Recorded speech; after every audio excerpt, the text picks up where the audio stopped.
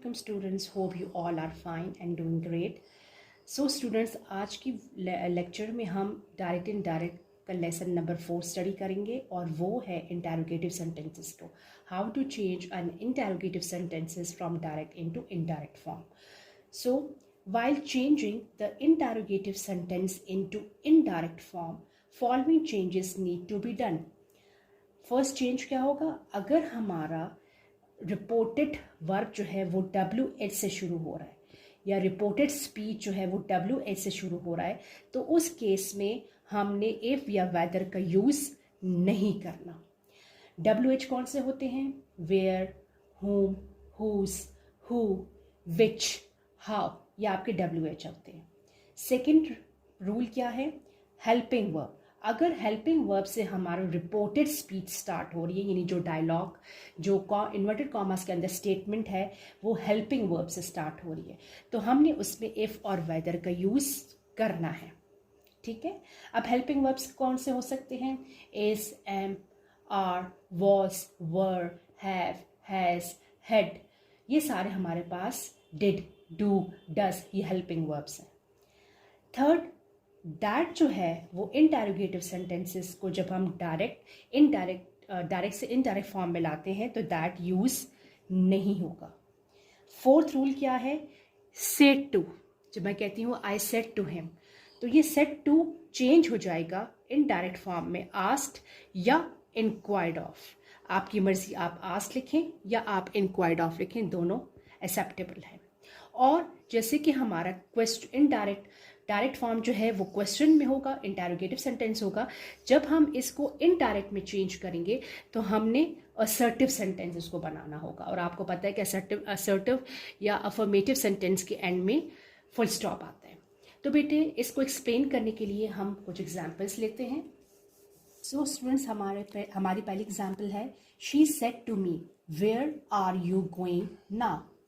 Said to, आपको पता है, मैंने बताया कि said to will change into asked.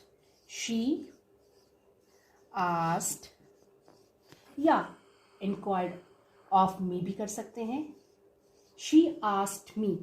अब वेयर हमारे पास WH से शुरू हो रहा है, इंटरोगेशन हमारी जो है वो WH से शुरू हो रही है, तो हमने इफ और वेदर का यूज़ नहीं करना. तो हमने डायरेक्ट जो है इस वेयर को वैसे ही लिख लेना है, वेयर. अब एक और चीज़ आप नोटिस करें, अगर आपके पास assertive sentence direct indirect form के असर्टिव सेंटेंस में आपने डबल इंटरोगेशन को फॉलो नहीं करना या आप इंटरोगेशन फॉलो नहीं करनी. जैसे अब यहाँ पे आर है, तो मैं आर को वॉज या वर या इज पहले नहीं लिखूंगी. ठीक है. वेयर, ये यू मेरे पास बनेगा, कन्वर्ट होगा मी में, यानी ये मेरे लिए कहा जा रहा है. तो मैं कहूँगी where I are you going. ये कौन सा टेंस है? Present continuous. और यू नो कि present continuous will change into past continuous. तो मैं लिखूंगी where I was going now. Now is a certain और स्पेसिफिक वर्ड. और यू नो कि while changing the direct into indirect, if we come across the word such as now, it will change into then. और and में हम full stop लगाएंगे क्योंकि हमने interrogation को ख़त्म कर दिया. सेकेंड एग्जाम्पल देखें, I said to him when do you get up. So let's see, मैं इसको इस तरह लिख लेती हूँ, I inquired of him. Reported speech किससे स्टार्ट हो रहा है? व्हेन से, यानी WH से. तो इट इज मोस्ट ऑब्वियस कि व्हेन ही रहेगा, इफ और वेदर यूज नहीं होगा और दैट भी नहीं यूज होगा क्योंकि इंटरोगेटिव सेंटेंस है. सो मैं इसको वैसे ही लिखूंगी, व्हेन. यू कहाँ चेंज होगा? कौन से प्रोनाउन में चेंज होगा? You will change into him. और हिम किस में जाएगा? ही. When he. अब बताओ बच्चों, you get up, when do you get up, ये कौन सा टेंस है? Present indefinite. और प्रेजेंट इंडेफिनिट चेंज होता है पास्ट इंडेफिनिट में. तो मेरा ये सेंटेंस बनेगा व्हेन ही गॉट अप और full stop at the end of the sentence. अब हम कुछ हेल्पिंग वर्ब्स की एग्जाम्पल्स कर लेते हैं।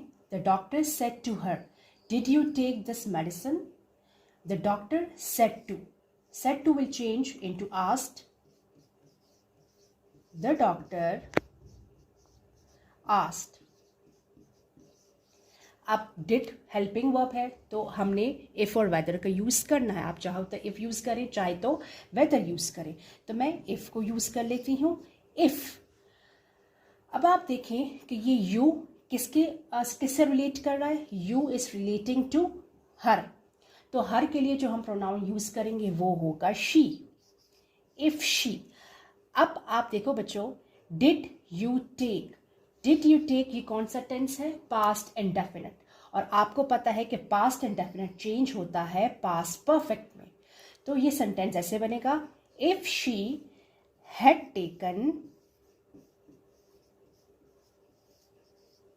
This will change into that medicine, और a full stop at the end of sentence. Next example देखें। They said to us, have you broken the glass? They asked us. if again क्यों लगेगा? या आप चाहते हो तो weather लगा दो, आप if लगा लें या weather लगा लें। क्यों if लगा? क्योंकि have मेरे पास यहाँ पे helping verb है, तो have के लिए मैंने if लगाया। अब ये यू है, यू किस में चेंज होना है? किससे रिलेट कर रहा है? अस से। और अस के लिए जो हम प्रोनाउन यूज कर सकते हैं या करते हैं वो है इफ वी। अब बच्चों देखो, हैव यू ब्रोकन, ये कौन सा टेंस है?